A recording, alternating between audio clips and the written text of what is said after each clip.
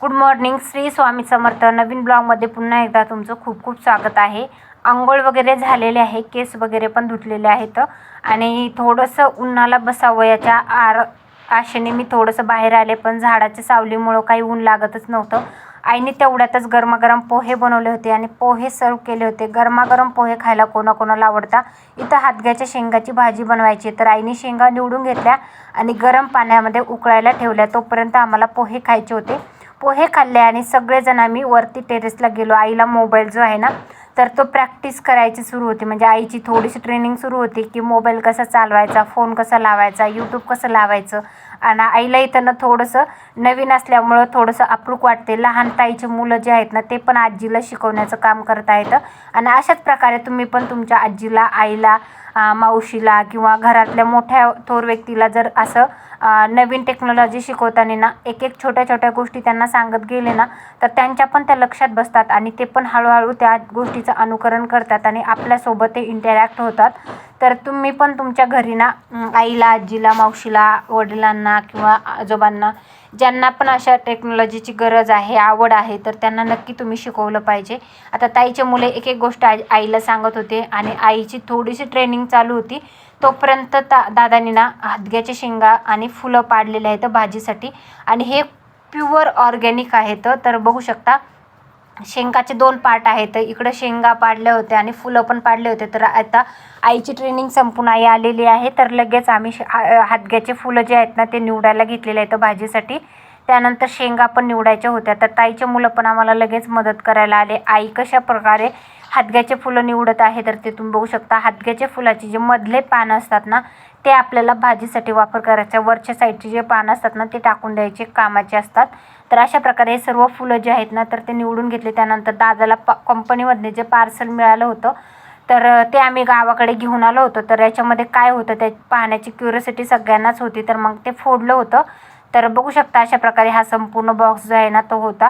तर आईनं तो बॉक्स खोलला आणि त्याच्यामध्ये ड्रायफ्रूट्स निघालेले आहेत. तर मग ड्रायफ्रूट्समध्ये बदाम, काजू, अक्रोड, अक्रोड नाही येतं, जर्दाळू आहेत, पिस्ता आहे, अंजीर आणि मनुके असं म्हणजे किसमिस अशा प्रकारचे हे ड्रायफ्रूट्सचं पॅकेट मिळालेले आहेत. त्यानंतर आईनं मला एक काम दिलं की वरती शेंगदाणे वाळायला टाक आणि केस पण तिथं सुकव. त्यासाठी मी टेरेसला गेले, सगळे काम वगैरे आवरले आणि आईने डब्बा बांधला. हादग्याच्या शेंगाची भाजी, भाकरी असं बनवून डायरेक्ट शेतामध्ये कापसासाठी आलेले आहेत. तर मग मी पण आई सोबत शेतात आले, कारण की ताईचे मुलं वगैरे गावाकडे जायला निघाले होते. त्यामध्ये आईने कारल्याची भाजी, हादग्याच्या शेंगाची भाजी आणि ज्वारीची भाकर आणि बाजरीची भाकर आणि चिवडा दिवाळीचा असा बेत आम्ही शेतामध्ये केला आणि जेवायला बसलो. गरमागरम भाजी आणि ज्वारीची भाकर अप्रतिम लागत होतं. त्यानंतर लगेच ताजं काकाच्या मुलाच्या शेतामध्ये डाळिंबाची बाग आहे, तर त्यांच्या इथून डाळिंब आणलं होतं. एकदम फ्रेश असं ताजं तोडलेलं जे डाळिंब असतं ना, एकदम अप्रतिम लागत होतं. ते खाल्लं. त्यानंतर तुरीच्या शेंगाला आता छान फुलं येऊ लागलेले आहेत, शेंगा पण लागल्यात. परंतु आता ते ज्यामध्ये ज्या बिया असतात ना तुरीच्या, त्या आणखी बनलेल्या नाही आहेत. आईचा मोबाईल कमरेला तुम्ही पाहिलाच असेल. त्यानंतर इथं आम्ही घरी आले होते, तर नारळाचे थोडंसं शूट घेतलं. छोटे छोटे नारळ आता झाडाला लागलेले आहेत. नारळाचं जे झाड आहे ना ते अशा प्रकारे आमचं आहे.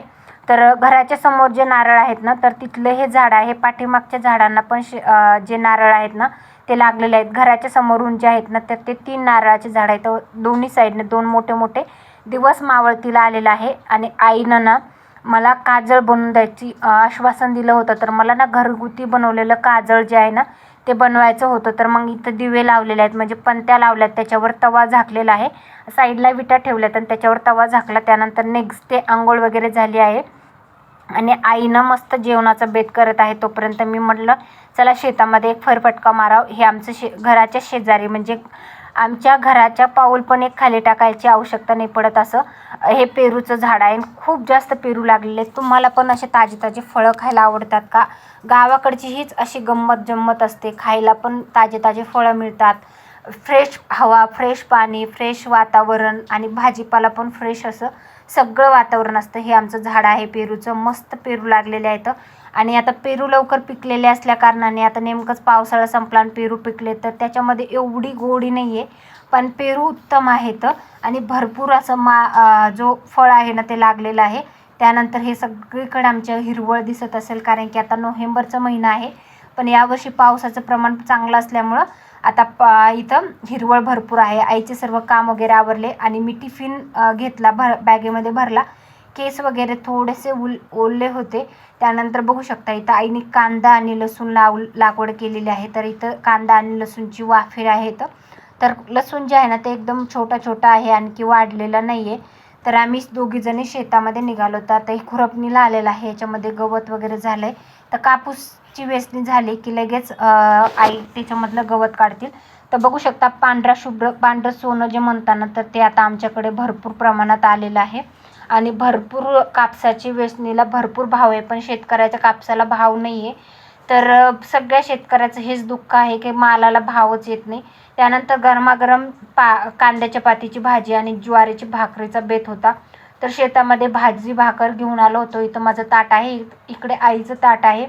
मस्त दोघींनी जेवायला घेतलं आणि मस्त गरमागरम कांद्याची पात आणि ज्वारी बाजरीच्या भाकरीसोबत एन्जॉय केलं.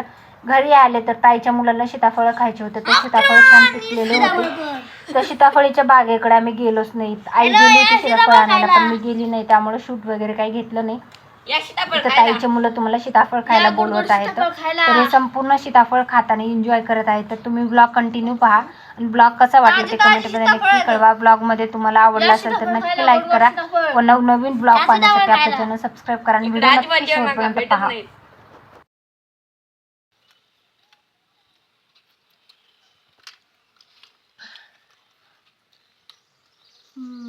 इकडे या सीताफळ खायला.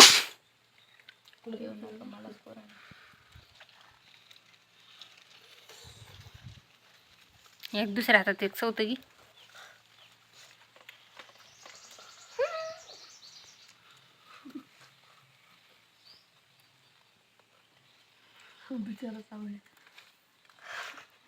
शिवम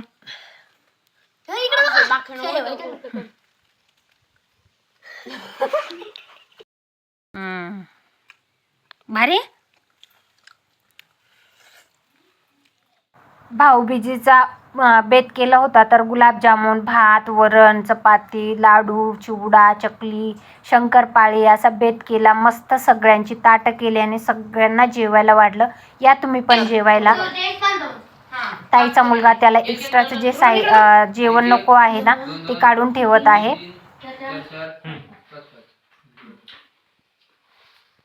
या जेवायला. अजिबात येऊ नका, संपत या जेवायला.